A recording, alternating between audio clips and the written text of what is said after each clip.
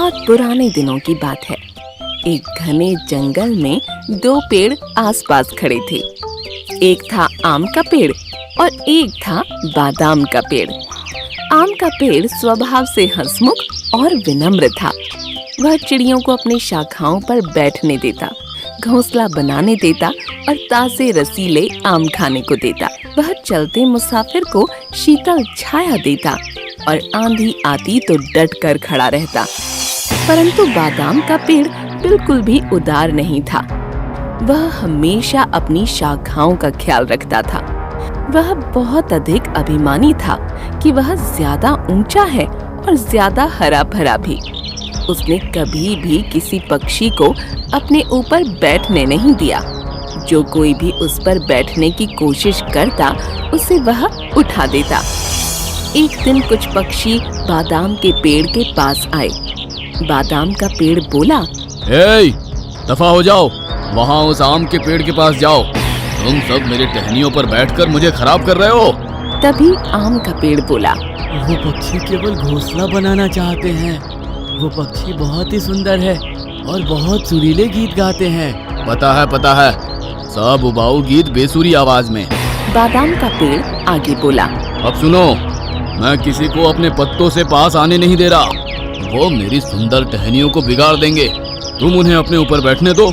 वैसे भी मैं छोटे वृक्ष के मुंह नहीं लगता। दिन गुजरते गए और आम के पेड़ के बीच और बादाम के पेड़ के बीच कुछ नहीं बना रहा। आम का पेड़ सभी पक्षी से खुशी खुशी रहता, तो बादाम का पेड़ किसी से बात भी न करता। एक दिन मधुमक्खी का झुंड उस पेड़ के पास आया। रानी मधुमक्खी ने बादाम के पेड़ को देखा और उसे वह छत्ता बनाने के लिए पसंद आया। वह बोली, अरे वाह, यह पेड़ तो मजबूत और सुंदर है। हमारे छत्ते बनाने के लिए सही रहेगा। अच्छा, तुम्हारे बाप का राज है कि यहाँ छत्ता बनाओगी? मुझे मेरी टहनियों पर तुम्हारी वो चिपचिपाहट नहीं चाहिए और तुम सारा दिन भनभनाती रहोगी। जाओ यहाँ से। यह सुनकर रानी मधुमक्खी नाराज हो गई, पर तभी आम का पेड़ बोला, देखो मेरे दोस्त, वो मधुमक्खियाँ हैं और वे हमारी प्रकृति का अहम हिस्सा है। उन्हें हमेशा वृक्ष की जरूरत होती है। यदि हम एक दूसरे की मदद नहीं करेंगे तो प्रकृति का संतुलन कैसे रहेगा? तुम मुझे भाषण मत दो। अगर तुम्हें प्रकृति का इतना ही परवाह है तो तुम उन्हें छत्ता बनाने दे दो और मुझे ज्ञान देना बंद करो, समझे? बादाम का पेड़ गुस्से से बोला। यह बात सुनकर आम के पेड़ को बहुत दुख हुआ, पर उसने कुछ न कहा।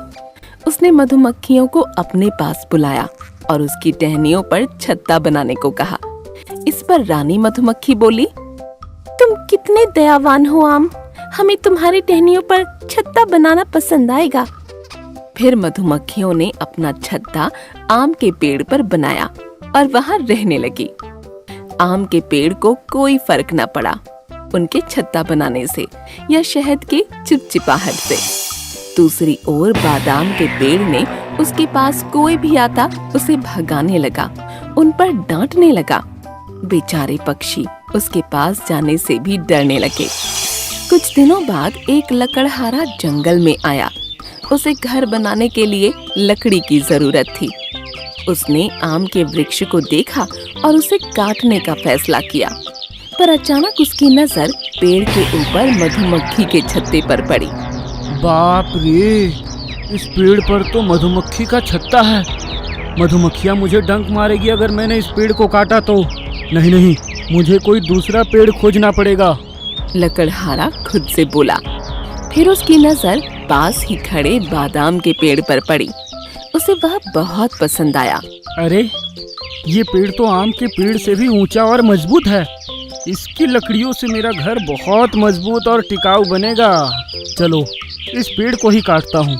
और इस तरह लकड़हारा बादाम के पेड़ को काटने लगा। बादाम का पेड़ रोने लगा। अरे भाई, मुझे क्यों काट रहे हो? मैंने तुम्हारा क्या बिगाड़ा है? मुझे बख्श दो। मेरी हरी भरी टहनियों को मत काटो। यह कहकर बादाम का पेड़ रोने लगा। आम का पेड़ सब देख रहा था। उसने मधुमक्खियों को पास बुलाया। सुनो मधुमक्खियों, बादाम का पेड़ खतरे में है। हमें उसकी मदद करनी चाहिए। इस पर रानी मधुमक्खी बोली, पर हम उसकी मदद क्यों करें? तुम्हें अच्छी तरह पता है ना कि वह किस तरह का पेड़ है। उसने हमें छत्ता बनाने से मना किया था। भला हम उसकी मदद अब क्यों करें? उसी वजह से जैसे मैंने उसे तुम्हारी मदद के लिए कहा था। पर तुम्हें पता है ना उसने तुम्हारे और हमारे साथ कैसा व्यवहार किया था। यदि उसने खुद पर मधुमक्खियों का छत्ता बनाने देता तो शायद आज वह बच जाता। उसे वही सजा मिल रही है जिसकी वह काबिल है। मधुमक्खी बोली, ऐसी बात नहीं है रानी मधुमक्खी। किसी ने तुम्हारे साथ बुरा व्यवहार किया है, इसका मतलब तुम्हें भी उसके साथ बुरा व्यवहार नहीं करना चाहिए। ये जंगल हम सबका है, हम उसे इस हाल में नहीं छोड़ सकते जबकि उसे हमारी मदद की जरूरत है। आम का पेड़ बोला, तुम सही कह रहे हो दोस्त, हमें बादाम के पेड़ की मदद करनी होगी। रानी मधुमक्खी बोली, और फिर क्या था? रानी मधुमक्खी ने सब मधुमक्खियों को बुलाया और सारी मधुमक्खियां छत्ते से बाहर आ गईं और लकड़हारे की तरफ उड़ चलीं। वह उसके कानों के पास और आंखों के पास गुनगुनाने लगी। अरे अरे, मुझे कुछ दिखाई नहीं दे रहा है और कुछ सुनाई भी नहीं दे रहा है। मुझे यहाँ से भागना होगा। ये मधुमक्खियाँ मुझे डंक मार रही है। भागो! और लकड़हारा वहाँ से भाग गया। लकड़हारे के जाने के बाद बादाम का पेड़ अपने व्यवहार पर बहुत शर्मिंदा हुआ। मैं बहुत शर्मिंदा हूँ मधुमक्खियों। मेरे इस तरह की व्यवहार के बावजूद तुमने मेरी मदद की। मुझे माफ कर दो। हमारा धन्यवाद न करो बादाम, उस आम के पेड़ को शुक्रिया कहो। तुम उससे कभी सही से बात नहीं करते, पर उसने हमें तुम्हारी मदद करने को कहा। उसको शुक्रिया कहो। रानी मधुमक्खी बोली, आम भाई, मुझे माफ कर दो। मैंने तुम्हारे साथ बुरा व्यवहार किया। मैंने अपनी गलती जान ली है। हम सभी में अच्छे गुण हैं। मैं कभी घमंड नहीं करूंगा और किसी की बेइज्जती भी नहीं करूंगा। मुझे माफ कर दो। बादाम का पेड़ रोने लगा। बादाम के पेड़ ने सबक सीख लिया था। उसके बाद वह सब पक्षियों की मदद करता। आम का पेड़ और बादाम का पेड़ अब सच्चे दोस्त बन चुके थे।